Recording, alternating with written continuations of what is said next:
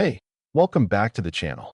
Formula One is the ultimate motorsport, insane speed, cutting-edge tech, and global glamour.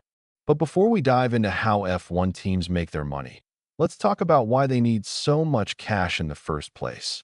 Building an F1 car is crazy expensive. A single Formula One car costs around $15 to $20 million to design, build, and maintain for a season. That's just one car, and teams need two per race, plus spares.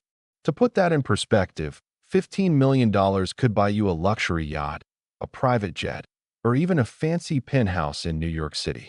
It's more than the price of a top-tier hypercar like a Bugatti, which runs about $3 million. Why so pricey? These cars are handcrafted with carbon fiber, packed with a hybrid power unit, and feature aerotech that's basically rocket science. And that's just the start. Teams spend hundreds of millions running the whole operation. So how do they afford it? Today, we're breaking down the 7 key ways F1 teams rake in the cash to keep those cars on the track. Smash that like button, subscribe, and let's hit the gas. First up, the biggest moneymaker, sponsorships.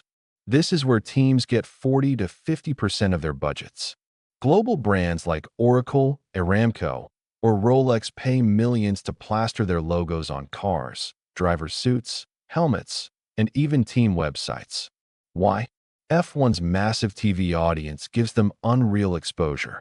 Red Bull's title sponsor, Oracle, reportedly drops up to $100 million a year. Prime spots like the car's nose or halo are gold because they're always on camera. Top teams like Ferrari or Mercedes charge more thanks to their winning records and airtime, while smaller teams like Haas lean on niche sponsors. Sponsors also want extras like social media campaigns or driver appearances. Fun fact, Ferrari's deal with Philip Morris, under Mission Winnow, has stuck around for decades, even without tobacco ads. Next, we've got prize money.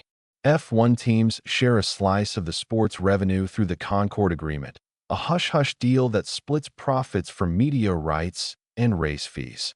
In 2023, the pot was around $1.5 billion, with teams taking about 63.5%.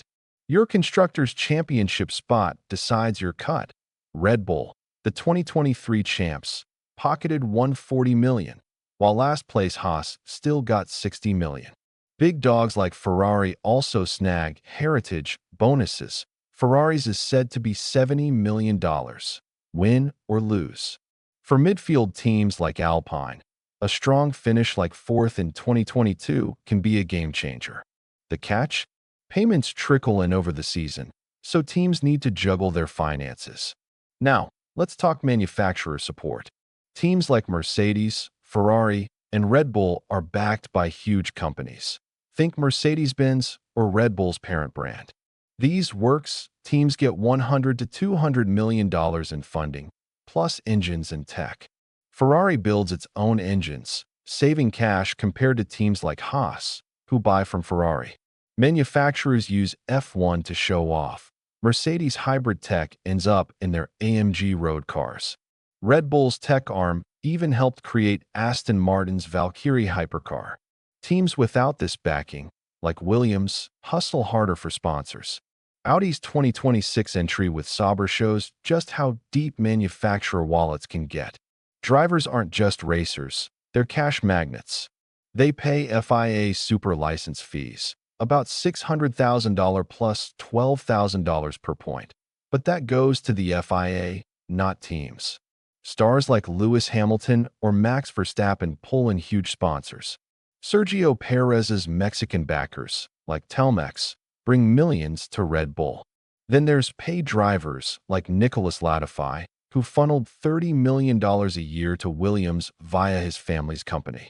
Top drivers also drive merch sales and fan events. Hamilton's 2025 Ferrari move even boosted their stock. But big stars come with big costs. Some salaries hit $50 million a year. Merchandise is another revenue stream. Teams sell branded gear, caps, jackets, model cars, through online shops and race day stalls.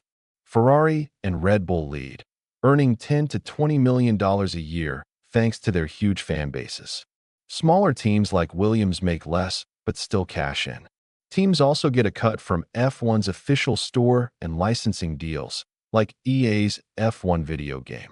Limited edition stuff, like signed helmets, flies off shelves. Ferraris even made their brand a lifestyle, with fancy apparel and watches. It's not the biggest earner, but it adds up. F1 teams are tech wizards, and they cash in on it. Teams like McLaren and Williams sell expertise. Think wind tunnel access or consultancy to automotive or aerospace companies, earning $10 to $50 million a year. McLaren's applied technologies works beyond F1, while Williams has helped Jaguar and even defense projects. Works teams like Mercedes use F1 tech in road cars, like their AMG hypercars. These deals let teams monetize their brainpower, but the cost cap means they have to balance commercial gigs with racing. Super cool, right? Last up, race hosting and promo deals. F1 races pull in huge fees, $50 million per Grand Prix, but most goes to F1 itself. Teams benefit indirectly through sponsors tied to race hosts, like Aston Martin's deal with Saudi Arabia's Aramco. Teams also do promotional events, like Red Bull's Epic Showruns in India or the USA, which draw local sponsors and fans. These can net $5 to $20 million for top teams, but smaller ones rarely get in on this action. There you go, 7 ways F1 teams bankroll those $15 to $20 million cars and keep racing. From blockbuster sponsors to tech side hustles, it's a wild financial race too. Were you shocked by the cost of an F1 car, or which revenue stream blew your mind? Drop a comment and tell me if you want a deep dive into a team or F1's 2026 rules. Like, subscribe, and hit the bell for more F1 content. Thanks for watching, and we'll catch you at the next race.